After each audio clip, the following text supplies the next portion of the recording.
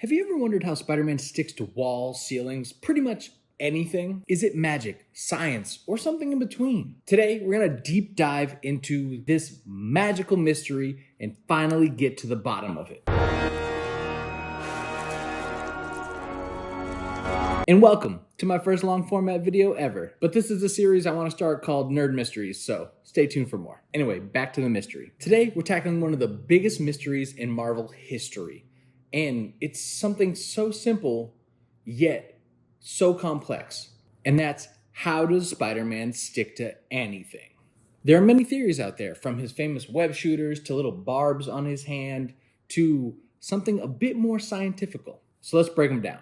When talking about this theory, most of you guys want to go to the Tobey Maguire example where it shows the little barb sticking out from his hand, which is a cool concept and is how actual spiders work. It doesn't make a whole lot of sense if you think about it, because there would have to be thousands of holes in his suit, or would have to be able to stick through his suit in order for that to work. And especially if he has on different shoes or anything of the sort, it still has to go through that as well.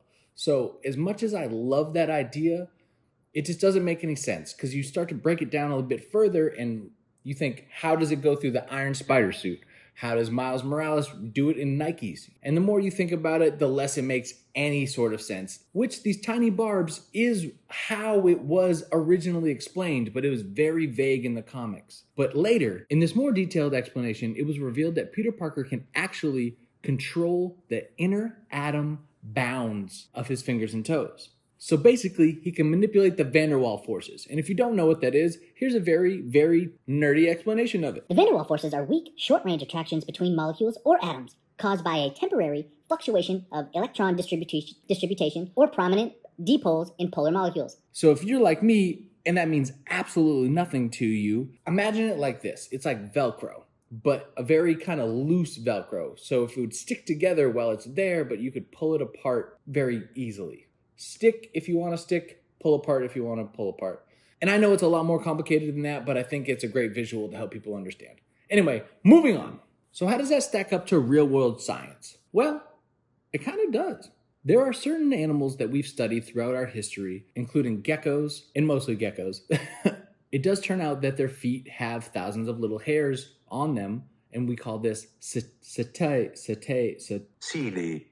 seedy. But basically, this just increases the surface area that things have, so it makes it easier for them to cling to surfaces. But with Spider-Man, he has the ability to enhance these molecular forces to a superhuman degree, letting him stick to walls, ceilings, and anything else he wants to, because it's on a molecular level.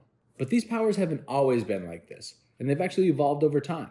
In some storylines, he's actually shown to have greater control over this principle, which it can allow him to defy gravity in some insane ways. But in Spider-Man Homecoming and other iterations of the character, we actually get a glimpse of how he learns to control his abilities and how he begins to understand them. But I think that's why we all love Spider-Man, is because he doesn't understand his powers, and we get to grow with him and learn as he learns his abilities. And I think that's what makes him very relatable to us and one of the most popular characters of all time. Now, let's debunk some myths. Myth 1, web shooters. Some people think web shooters are what allow him to stick to walls. And no, that just doesn't make any sense. His web shooters are for swinging and bringing enemies together and snarling them up in little spider web things. They would have no effect on how he would be able to stick to things. Even if he did like a little press and it spat on his hand and he would stick to things, no. Debunked. I don't like it. That one's silly. So another myth is that he would have to have bare skin in order to stick to things, which I love this, and it's what I initially thought before I researched this video. But now that we've learned about the Van der Waals forces, this theory doesn't really hold any weight anymore, because it's just not true. He wouldn't need that because of his ability to manipulate molecules.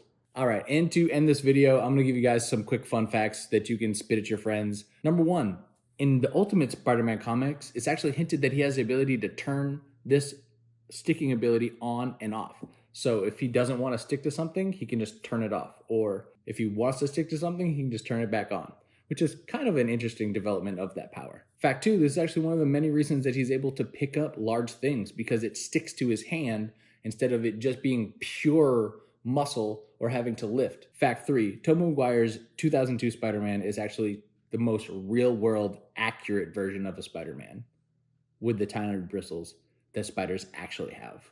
But it doesn't make any sense in the long run, so we're going to count Tobey out.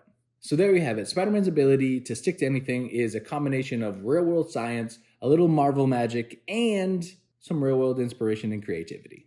If you enjoyed this breakdown and want more superhero science, make sure you smash that subscribe button, hit that like button, and leave a comment down below on what I should do next. I'm thinking about Mjolnir. Maybe. But let's see what you guys say. But until next time, keep climbing to new heights, and I love y'all. Stay beautiful.